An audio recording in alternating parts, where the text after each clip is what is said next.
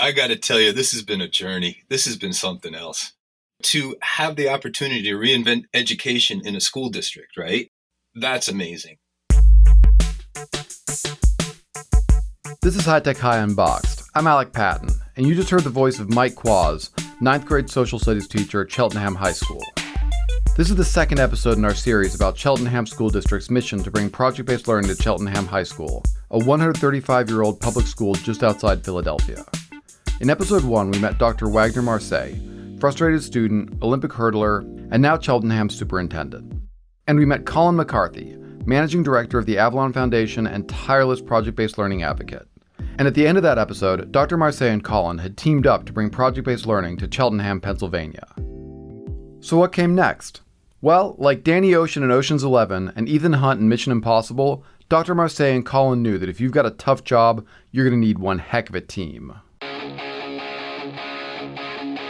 Here's who they found. Charlene Collins, Director of Secondary Education.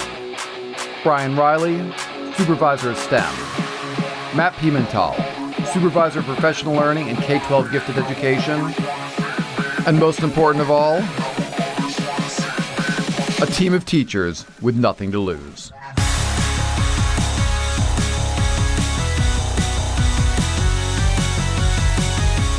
That sounds over the top, but it's true. Not for every single teacher, but definitely for some of them. Here's 9th grade biology teacher Johanna Sella. I said, listen, I'm not entirely sure I want to do this for my entire career, but I've invested a lot of time and invested a lot of education into this career. I was like, I'm not going to just walk away. I want to make sure I exhaust all options. 10th grade chemistry teacher Linda Sunny. I was just like, oh my God, this isn't it. I need to do something different. I'm not really doing anything crazy effective for these kids. And 7th grade social studies teacher Isaac Stanford. I was kind of at a point in my teaching career where it's like, I either need to do it differently or not do it. Management theorists call this a burning platform. The idea is that people don't make radical changes unless they don't feel they have any choice. Like if the platform you're standing on catches fire, or you're ready to quit your job. But what about Charlene Collins, Brian Riley, and Matt Pimental? They'd already left the teaching profession. What was motivating them to embark on this obviously risky endeavor? To understand that, we need to go back a long way. Let's start with Matt. For him, it begins in elementary school. The elementary school was actually on the campus of the university, and it was a laboratory school. And so although it was a public school, what was happening pedagogically was way outside sort of the norm.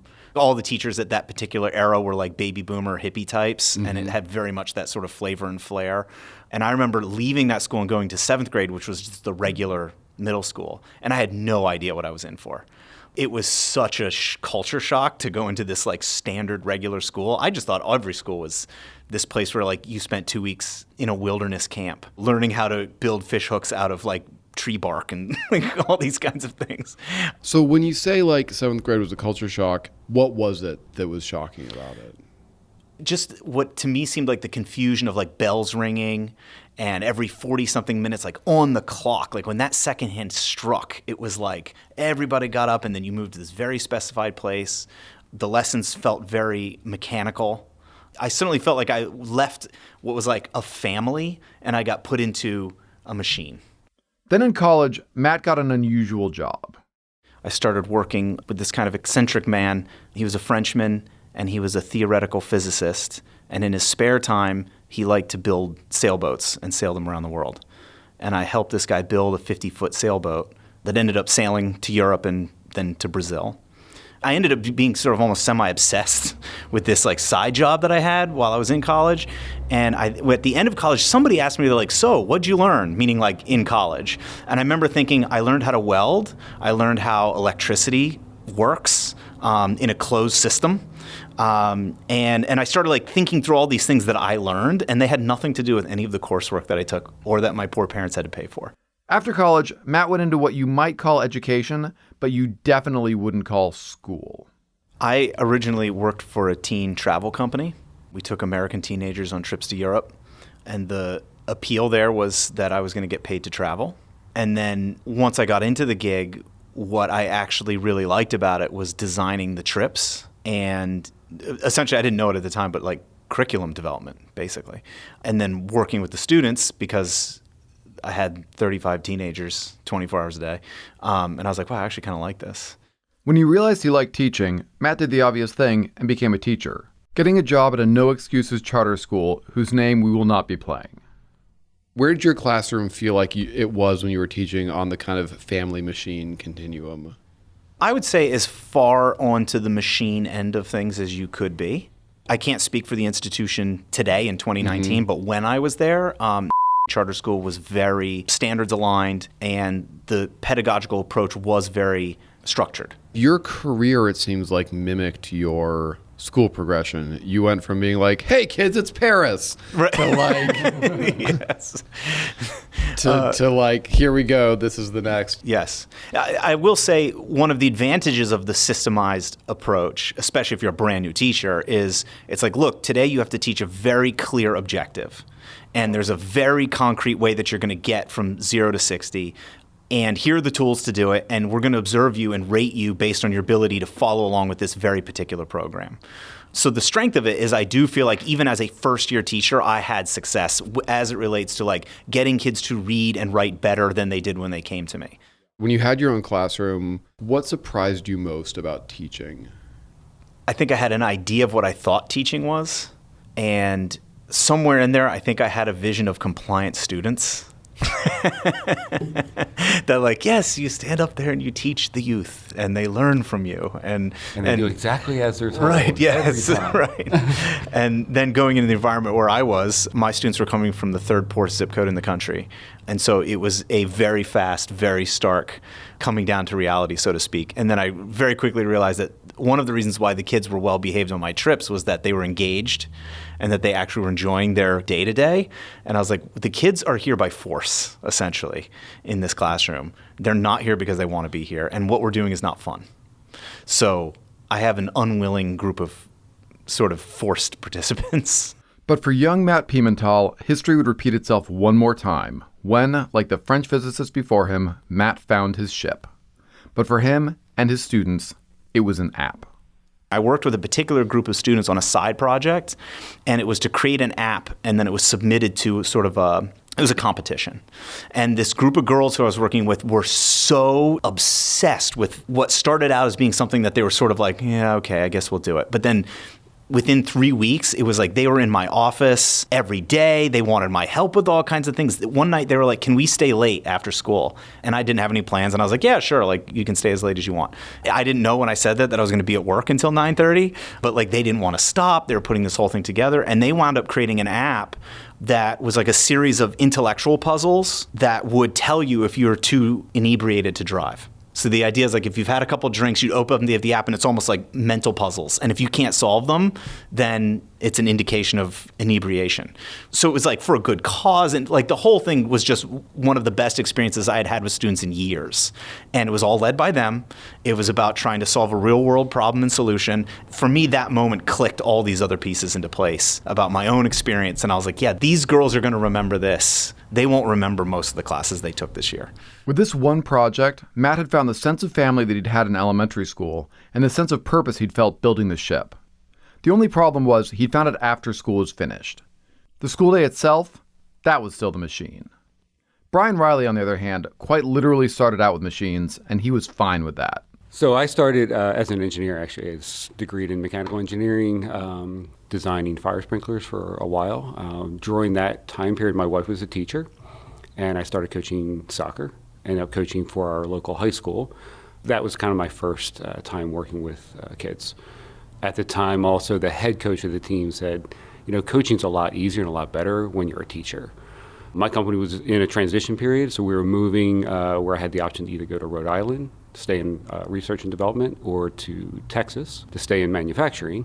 Neither one of those were appealing to me, so I went and pursued a certificate in teaching. Ended up getting into a middle school to teach technology education, so I kind of presented to my students as engineering for middle school. And loved doing that. I was able to kind of stay in touch with what I was trained to do in college, but work with kids at the same time. Technology education is one of the places where project-based learning hides in plain sight of traditional schools. It was perfect for Brian. But nothing good lasts forever. I taught tech ed for almost a decade and then transitioned from middle school to high school. And in doing so, I was supposed to be launching a new engineering program at the high school. And one of the very last days, maybe the last day of the previous school year, I was told, you're still moving to the high school, but you're going to teach math instead. So I got thrown out of tech ed where we could do a lot of fun stuff. It was all based around project work into a very standardized and strict teaching and learning environment because it was a very high-performing school district. And so getting students to continue to perform at a high level was the mission. So the advantages I had in terms of getting into teaching in a project-based content area was all thrown away. And any attempt to try to do that in a math classroom was frowned upon because it was, your neighbors aren't doing it that way. And we know we get good results the way your neighbors are doing it, so make sure you're doing it that way. And that's when I kind of came to the realization, it's like we could teach math a whole lot better than the way we're doing it right now and get kids super engaged in math if we only had a little bit of freedom to do things differently. Like Matt, Brian knew school didn't need to be this way. He was forced to be boring as a matter of policy. So Matt had his elementary school, he had his ship, and of course he'd always have Paris. And Brian had tech ed. As for Charlene Collins, director of secondary education, she'd had her glimpse of what education can be at a time that it's fair to say most people do not remember particularly fondly. Middle school. She was going to Greenfield Middle School, a magnet school in Philadelphia. I became a middle school teacher because of my middle school teachers at magnet school. They were phenomenal people. Like, they brought literature alive for me. I don't remember reading most of the things I read in high school, but I remember reading everything I read in 7th and 8th grade. And why was that? What did they do? They were kind of like in the moment, like when they did Shakespeare, they got in that moment, they lived it, they reenacted scenes, and they just brought you with, like, you hung on their every word. And I always remember my 7th grade teacher would always say, her favorite phrase was, "You had the audacity not to come in here without my homework." Like whenever kid would say something like that, we would be like, "Oh, somebody didn't bring in their homework." They were just great people and just down to earth. You could tell they were children of the 60s movement, 70s movement, and just very, like, carefree, and they was passionate about what they did. And there was something else that was important to Charlene, which she shared in common with Matt. Every place I worked, it was like a work family, so that was really important. So Charlene, Brian, and Matt, along with Dr. Marseille and Colin, were the initial team. Here's how they got together. Brian and I were hired on the same day, and Matt came shortly thereafter.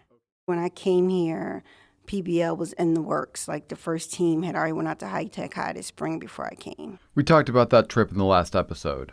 Charlene, Matt, and Brian got brought up to speed pretty quickly. We were brand new, and Dr. Marseille was like, "Hey, I want you to be on this team." There was an invitation to a meeting. So what happened in that meeting? The ball was already rolling on trying to make it a reality. There was just still a lot of questions about sort of what year one was going to look like.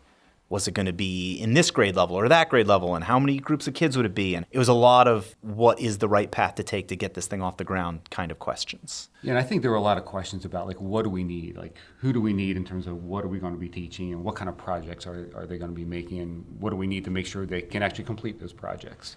I don't know if it was that meeting or another, but we were throwing out all kinds of ideas in terms of the content areas and then the special areas also in terms of getting support from art teachers or woodshop teachers and that sort of thing.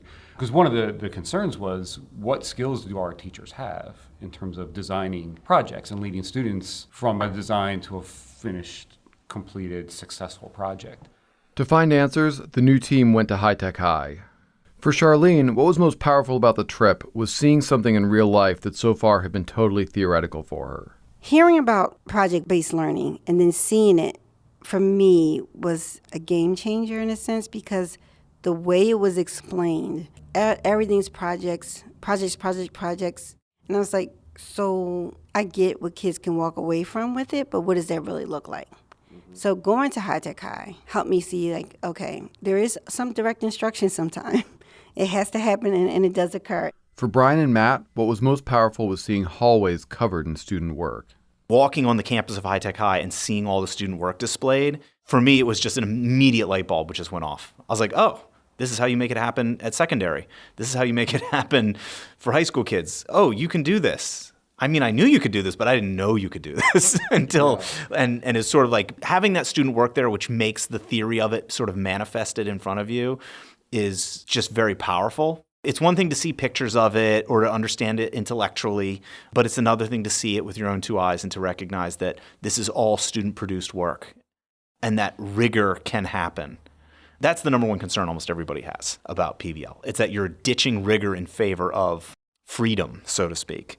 But when you see it, it's like, yeah, that's not what this is about at all. Like that doesn't even really capture the real debate. So for me, that was just instantly powerful. And I went from being a passive person on the team to being its most fervent advocate, I guess you could say.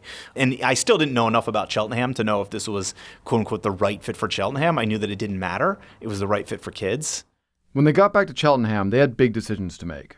First off, how big should this program be at the start? Brian was ready to go all in. I think in my mind it was, why are we starting small? This would be good for everybody. And kind of ignoring the fact that nobody knows how to teach in this model. But let's do it anyway. The initial thought was we were going to launch in 2 grade levels at once. Thank God we didn't do that. Looking back at it, the way we started was maybe too big, even the way we did start with just 1 grade. Mike Quaz, who you heard at the start of the episode, and who was one of the teachers in that first year, definitely wishes that, at the very least, the first year was a little less conspicuous. This decision is, beyond my pay grade, but to look 10,000 feet up, if it was possible to start without all the fanfare and all the, guess what, everybody, we're going to revolutionize education and just kind of quietly do our thing. It's possible that some things would have organically come into places without, the resistance from the quote unquote system. The team also had to figure out the schedule. And while everything we're talking about is important, I think changing the schedule is probably the biggest single thing a school can do to increase the chances that project-based learning will be successful. Colin McCarthy, who you met in episode 1, definitely felt this way. And he made it a condition for the Avalon Foundation's involvement in the project from his very first meeting with Dr. Marseille. You really need time in the day. If you're going to do quality project-based learning, you really need time to develop a different culture than is found in most comprehensive high schools. You need to create this new culture of exploration and ownership and engagement and authentic learning and failure and critique and et cetera, et cetera. And that's just not how most high schools do things. I knew that we had to work towards creating a cocoon, which ended up being almost half a day that the students were allowed to be in this project-based learning environment, the whole morning, creating a cocoon within which they could create this wonderful culture and do this exciting work. Okay, when you put it like that, it sounds easy. But in a school with 1,300 students, there are a lot of moving parts. What do you do about foreign languages, jazz band, choir, AP classes? High schools are complicated. Here's what they came up with. The students who opt in for the PBL block, as we're calling it, they take their English, their social studies, and their science class, plus an additional period-long course, which is just called PBL Seminar, all together as one 4-period block, which winds up being a little bit more than half of their school day. Right. Every day. Every day. Got it. And during that block, that's the time when they rotate through their 3 PBL courses plus the 4th class. Yeah. And so it's meant to be a sort of intensive, unified experience. So I'm a 9th grade student. I get off the bus at school. But 7:25, does PBL block start straight away? Yes. Yeah, they start the day with PBL. So from then until lunch, I'm in all PBL. What happens in the afternoon? What am I doing? So afternoon, they take their math course. Okay. And then there's room for 2 electives. Most of the students taking one of those electives as a language course. Right. And then there's usually 1 extra elective there. And kids take all kinds of different things. Because it is a large comprehensive high school. There's lots of offerings. And how many students is it doing PBL block? That first year? Sure, yeah. I think the first year we ended up, by the end of the year, we were at like 62 students. Okay. So if I'm one of the PBL teachers, what am I doing in the afternoon? Are those my only students? So some of this comes down to the nature of the contract between the teachers union and the school district, essentially. So the contract stipulates that the teachers teach 5 courses a day. So 4 of those 5 courses are the PBL courses. Right. And then the 5th course is an additional course. So if you're an English teacher, you're teaching the PBL block, and then you have one other English class that you teach in the afternoon. This boggles my mind, because that extra class means that the teachers at Cheltenham aren't being PBL teachers instead of being traditional teachers. They're being PBL teachers in addition to being traditional teachers. So how are they going to find people passionate enough to do this? Well, obviously it wasn't for everyone. Here's 7th grade teacher Isaac Stanford to make an obvious but extremely important point. You can't assign a teacher to do this, I don't think, without their signing on it and actually believing in it. If you just plug in a teacher and say you're doing PBL because that's the opening, it's not going to be at all PBL. Here's how Cheltenham Superintendent Dr. Marseille puts it. Do I think that all of our teachers can do that pedagogically? Yes. Do I think that every teacher can do that with regards to their belief in students? No. So rather than telling all of 9th grade, you are now part of the PBL initiative, here's how to plan a project, the team invited teachers to apply. PBL wasn't going to be a requirement, it was going to be an opportunity. An escape pod for those teachers we talked about earlier, standing on burning platforms. The team advertised internally and assembled a team of 4, 3 subject teachers and 1 special ed teacher. You heard from one of those subject teachers at the start of the episode, Mike Quaz, who's also a professional musician. He actually went on tour with Sister Sledge while he was teaching 5th and 6th grade. We are family. This inspired him to create the On Tour project. The kids got into groups, and there was a tour manager and a booking agent, and the rest were artists. And we offered them gigs in all these different locations in the world. It was myself and my partner teacher. The venues that they were researching about were real venues, and I actually showed them behind the scenes videos that I shot through my experiences with the group. And they had to budget and figure out if they could afford the money and look up hotel flights and all those things. And they also then put a performance together in front of the entire school in a festival style show. So I was talking about that project with one of our teachers, Karen, who's now in project-based learning, who was trying to get a pool of teachers for an interview. And I already had a high school social studies cert, and she said, Mike, I think this program might be for you. For Mike, this wasn't just about doing projects with kids. PBL was a path to a much bigger goal, breaking down the educational divide that he saw in his school and across the county. We have what we call the tale of 2 Cheltenhams. You have your honors, academic-minded kids, and then you have your kids who aren't interested in any of that. And it does kind of correlate somewhat as far as diversity is concerned and racially. So for somebody who's been teaching for 20, here in the district 20 years, I live in the district. One of my reasons for coming here was to bridge that gap. I thought this was a perfect opportunity to find the real Cheltenham. Also on the team was biology teacher Johanna Sella. You heard from her earlier. She was pretty much just fed up with everything. I was originally very apprehensive, actually, and I wasn't sure if this was really going to be the right move for me. But I was having kind of a difficult school year, and I was thinking to myself, like, maybe I need to change the way I'm approaching teaching. And maybe the reason why this year wasn't going as well is because what I was doing was just not vibing with the way that I want to teach and the way I want to have a classroom. And what was it that was difficult? I was trying to corral kids to do their worksheets or to do their labs or to follow in pace with my colleagues and make sure that we're hitting this benchmark and that benchmark and making sure my tests were happening around the same time as them. And I felt like there was this constant race. I found that a lot of my students were just really disengaged as well. And their desire to do something else and not want to follow, it created this friction. And so that friction was really wearing on me. The third subject teacher was English teacher Brian Smith. For him, PBL was an opportunity to bring his passions from outside school into the classroom. Brian's a writer, a podcaster, an artist, a gardener, and he could see how much richer school would be both for the kids and for him if he could bring these into his teaching. And he saw this vision come to life when the Avalon Foundation flew the teachers out to High Tech High. That was almost a a religious experience. You get there and you think, finally, what I've been saying so frequently, so often, people are living this way. People are teaching this way. So it was like coming to the promised land. And on this third trip to High Tech High, Cheltenham and the Avalon Foundation set something up for the teachers that no other school had done before. They embedded with High Tech High teachers for a week. So they're there sort of trailing a teacher, seeing sort of how it's done, so to speak. I think the teachers really sort of congealed as a team on that trip. And then when we came back, it really felt very mission-oriented. Yeah. Like, okay, we all recognize that nobody knows how to do this. Brian and I were very upfront. We're like, we have no idea what we're doing.